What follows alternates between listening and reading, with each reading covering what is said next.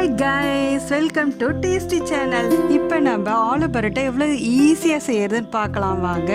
இதுக்கு தேவையான பொருட்கள்: வேக வைத்த உருளைக்கிழங்கு, கரம் மசாலா, மிளகாய்த்தூள், ஓமம், கொத்தமல்லி தழை, பச்சை மிளகாய் 1, ஒரு பவுலில் 1 கப் கோதுமை மாவை எடுத்து உப்பு போட்டு தண்ணி சிறிதாக ஊற்றி நல்லா பிசைஞ்சு எடுத்துக்கோங்க.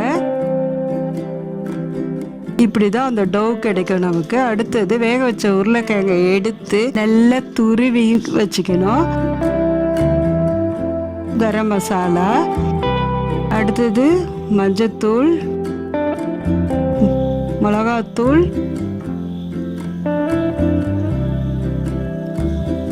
ஓமம், பச்சை மிளகா, கொத்தமல்லி தழை, உப்பு எல்லாம் போட்டு நல்லா ஸ்மாஷ் பண்ணிக்கணும். கொஞ்சம் கூட கட்டி இல்லாமல் பண்ணிக்கலாம். நம்ம இதில் பச்சை மிளகாய் தேவையில்லைன்னா போட தேவையில்லை. இப்போ இது பெரிய உருளைக்கிழங்குன்றதுனால நம்ம ஒரு 4 உருண்டை எடுத்து செஞ்சு வச்சுக்கலாம். இந்த மாதிரி 4 உருண்டை அழகாக நம்ம செய்ய முடியும். அடுத்தது நம்ம மாவு ஏற்கனவே 4 உருண்டை ரெடி பண்ணி வச்சுருக்கோம். இப்போ அடுப்பை பற்ற வச்சு சப்பாத்தி கல்லை போட்டுடலாம். அதில் முதல் உருண்டையை எடுத்து நம்ம நல்லா இப்படி ப்ரெஸ் பண்ணிக்கணும் 2 உள்ளங்கையால் வச்சு. அப்புறம் நல்லா ஒரு ப்ரெஸ் பண்ணி அழுத்தி ப்ரெஸ் பண்ணிகிட்டே இருந்தால் ஒரு பவுல் மாரி வரும் பாருங்கள். மாவை கொஞ்சம் மேலே தூவி நீங்கள் செஞ்சிங்கன்னா கையில் ஒட்டாமல் நல்லா அப்படி ப்ரெஸ் பண்ணுறதுக்கு நல்லா வரும். நல்லா ஒரு கிண்ணம் போல் வருது பார்த்தீங்களா? இப்போ இது செஞ்சு முடித்த பிறகு இதுக்கு நடுவில் இந்த உருளைக்கிழங்கு உருண்டையை வச்சு இதை நல்லா அப்படி க்ளோஸ் பண்ணிக்கணும்.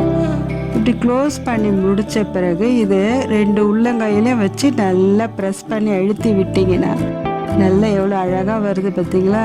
இப்போ நம்ம சப்பாத்தி உருட்டுற கல்லில் நல்லா இதை ரோல் பண்ணிக்கிட்டே இருக்கணும்.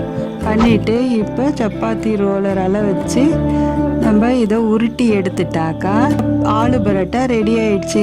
இதை நம்ம தவாயில் அப்படியே டைரெக்டாக போட வேண்டியதான். போட்டுட்டு 2 பக்கமும் இது நம்ம திருப்பி விட்டுடுவோம். திருப்பி விட்ட பிறகு ஓரங்களில் ஃபஸ்ட்டு கொஞ்சமாக எண்ணெய் விட்டுக்கும். ரொம்பலாம் எண்ணெய் சேர்க்க வேண்டிய அவசியமே இருக்காது. அப்புறம் மேலே கொஞ்சமாக எண்ணெய் விட்டுக்கும். இதை அப்படியே நல்லா ஸ்ப்ரெட் பண்ணி விட்டுடலாம். அப்புறம் திருப்பி மறுபடியும் கொஞ்சம் எண்ணெய் விட்டு நல்லா ஸ்ப்ரெட் பண்ணி அப்புறம் நம்ம அப்படியே திருப்பி போட்டு எடுத்துடலாம். ஆலு பரோட்டா ரெடி. இது நீங்கள் சாப்பிட்டு பார்த்துட்டு எக்ஸ்பீரியன்ஸை எங்களுக்கு கமெண்ட்ஸாக கொடுங்க. லைக் பண்ணுங்கள், ஷேர் பண்ணுங்கள், சப்ஸ்கிரைப் பண்ணுங்கள்.